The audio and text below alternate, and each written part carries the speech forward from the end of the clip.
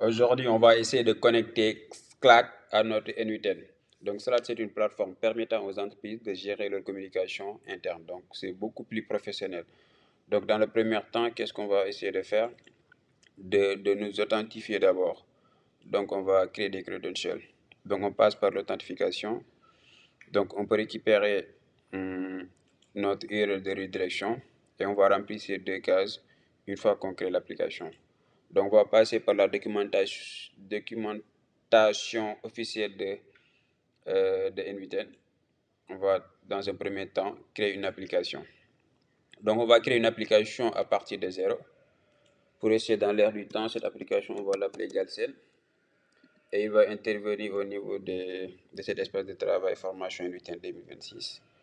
Donc, une fois qu'on a créé notre application, on voit nos deux champs qu'on peut récupérer et charger ici, copier-coller. Tac. Ensuite, on revient, on récupère cette clé, on revient, on colle. Donc, c'est du copier-coller, facile. Mais vous souvenez qu'on n'a pas authentifié notre URL de redirection, ce qui va créer des problèmes comme, on va voir, c'est des genres de problèmes que vous pouvez rencontrer, c'est ça, comme ça. Donc, pour cela, pour éviter ça, il faut venir au niveau des authentifications et permissions. Vous descendez en bas, vous renseignez votre URL d'authentification. Ok, ça c'est mauvais parce que vous vous souvenez, on a fait des copier-coller et on avait copié en dernier lieu l'autre truc. Donc, il faudra revenir copier le bon URL de redirection, celui qu'on va renseigner ici. Il est valide, on save. Ok, donc une fois qu'on save ça, c'est pas suffisant. Ok, donc regardons un peu, on va avoir une autre erreur différente. Ok, donc maintenant, ce n'est plus l'erreur qu'on avait, ce n'est plus une erreur d'authentification, mais c'est quoi? Que Galsen n'est pas installé comme une bot. Ok, ou Galsen n'a pas d'utilisateur bot à installer. Ok, donc c'est une application. Donc pour cela, il faut revenir au niveau de Slack. Il faut élargir son champ d'application. Ok, là, c'est à vous de choisir le nombre de champs d'application que vous voulez. Là, on va choisir Channel, Join, and Chat Read. Bon, c'est les plus utilisés. Ok. Donc, une fois que ça c'est bon, on voit que du vert, c'est bon signe. Là, on va installer l'application au niveau de cet espace de travail. Comme ça, il va fournir des authentifications. Ça, c'est déjà bon. On va y revenir encore. Tac. Ok, ça c'est bon. Après, on va revenir sur l'autre authentification. Donc là, maintenant, si on essaie de connecter, ça doit marcher. Donc, on a autorisé l'application à s'installer correctement. Donc, c'est les deux fréquents zéros les plus fréquents si vous ne suivez pas correctement le tutoriel d'utilisation. Donc, ça, c'est bon. Donc, ensuite, qu'est-ce qu'on va faire? On est dans notre canal. OK? On aimerait envoyer ici un message depuis N8N. Donc, pour cela, on choisit notre ressource, ces messages. L'opération qu'on va faire, c'est Send. On choisit le canal sur lequel on va envoyer un message, c'est YouTube. Bon, ok, tac. Et le style de message, machin truc. Donc là, on va envoyer un message test. Voilà, ok, du champion d'Afrique. On va laisser dans le thème. On envoie cela. Ok, c'est bon. Donc, on pourrait même ajouter le link. Là, je l'ai enlevé, mais champion d'Afrique.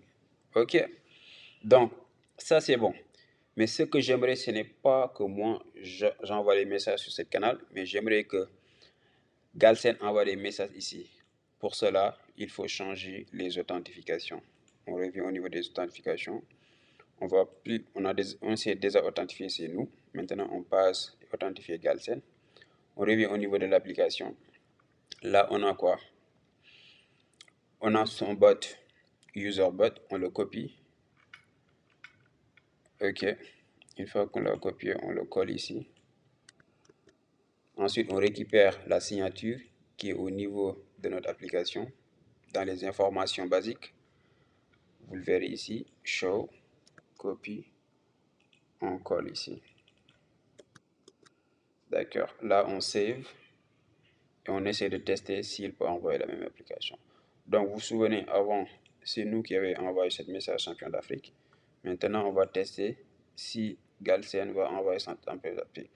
Pourquoi erreur? Pourquoi? Parce que nous, on est déjà dans le canal. Moi, je suis déjà dans le canal. Vous voyez bien, j'ai rejoint le canal. Mais Galsen n'a pas rejoint le canal. Donc, c'est à nous de faire en sorte que Galsen revienne le canal. Donc, on va faire que Galsen, on le convoque. Donc, il est dans le canal. Comme Galsen a été ajouté dans le canal, on reteste le message. Boum, c'est vert. Donc, Galsen vient de mettre champion d'Afrique. Donc, le nœud basique, c'est bon. On passe aussi au trigger. Donc, pour le trigger, il y a deux choses à faire. Donc, si on voit bien, ça qu'on a identifié, il n'arrive pas à voir nos canaux. OK? Donc, on va essayer d'identifier ça. On passe par l'identification. Access token et signature, pareil. Donc, pour cela, on vient au niveau des authentifications et permissions. Là, on récupère celui de user. On revient en arrière. On le renseigne ici. CTRL V. On revient. Au niveau des informations basiques, c'est là où se trouve la signature. On le copie en arrière et on colle. Là, bon, on pouvait même changer le nom ici si on veut, hein, Galsen. Ça aussi c'est bien, ça vous permet de retenir les identifiants et de savoir les bons. Donc les events, on va essayer lorsqu'on le mentionne. Ok. Donc on l'a identifié. Il a accès à nos différents canaux. Ok. Mais regardez, maintenant le trigger de Slack il est un peu spécial parce que en plus d'identification, il faut renseigner un webhook. Donc on le copie, on va au niveau des applications, parmi les features de Slack, juste en bas les authentifications et permissions, vous avez les événements à souscrire. Ok? Donc ici au niveau des événements, ils sont en off, on va le mentionner en on. On lui donne notre endpoint.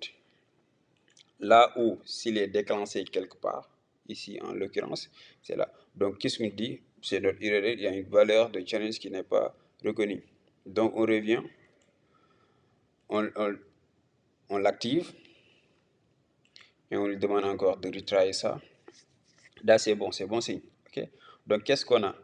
Donc on a authentifié le trigger, on a renseigné notre erreur de redirection. Donc ça veut dire que si on appelle Galsen, il doit répondre. Mais regardez, si on appelle Galsen, l'arrobase il est où? Si on appelle Galsen et on revient sur N8N, il ne répond pas. Ok?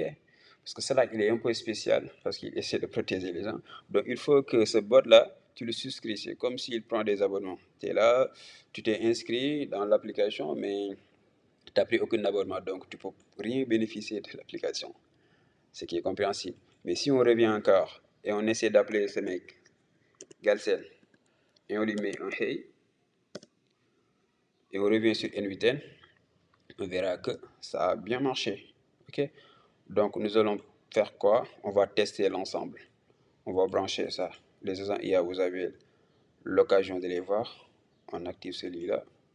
On le connecte avec notre Slack. C'est-à-dire que maintenant, si on appelle Galsen, on veut qu'il réponde au niveau de Slack. Parce que là, on l'a appelé, il s'est déclenché au niveau de N8N. Mais les réponses, on veut les voir au niveau de Slack. Donc, on ne veut pas savoir, on ne veut pas voir N8N si on parle avec Galsen. C'est ça l'idée.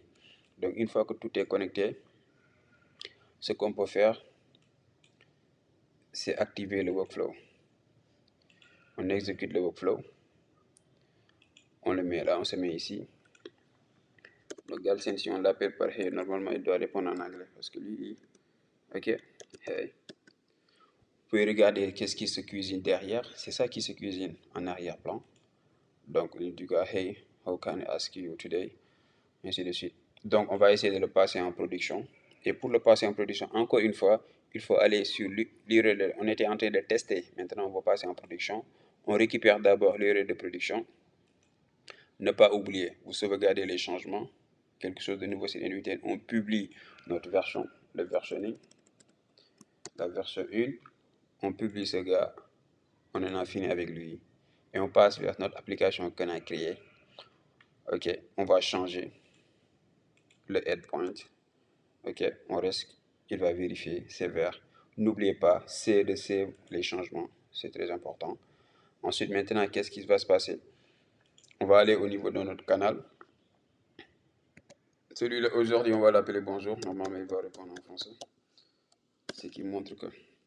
Mais si on revient en arrière pour regarder qu'est-ce qui se passe, là, vous voyez, c'est moi qui appelle Galsen et Galsen répond sur le Slack. Donc, il n'y a rien à voir avec. Donc, tout se passe en arrière-plan. Ok. Donc, imaginez que vous avez Galsen était votre agent qui vous permet de récupérer les dossiers qui concernent toute l'entreprise et que quand vous êtes sur votre canal Slack en train de discuter des choses qui ont rapport avec l'entreprise, personne n'est obligé d'aller sortir, regarder leur base de données, ainsi de suite. Vous pouvez avoir un bot qui va se renseigner et va vous faire les mises à jour, vous expliquer tout ce qui se passe dans l'entreprise et les données que vous avez besoin, tout ça sans sortir de votre canal. Et ce canal Slack, ça peut être Discord, ça peut être autre chose, ça peut être Notion, ok? Ça dépendra de vous. Donc là, on verra rien parce qu'il est en mode production. Mais en mode production, ce que vous pouvez checker, c'est les exécutions. Ce qui vous permet de vérifier ce qui a été fait. Okay? Donc là, vous pouvez voir les erreurs qui sont faites, en fait, ainsi de suite. Donc c'était tout pour aujourd'hui.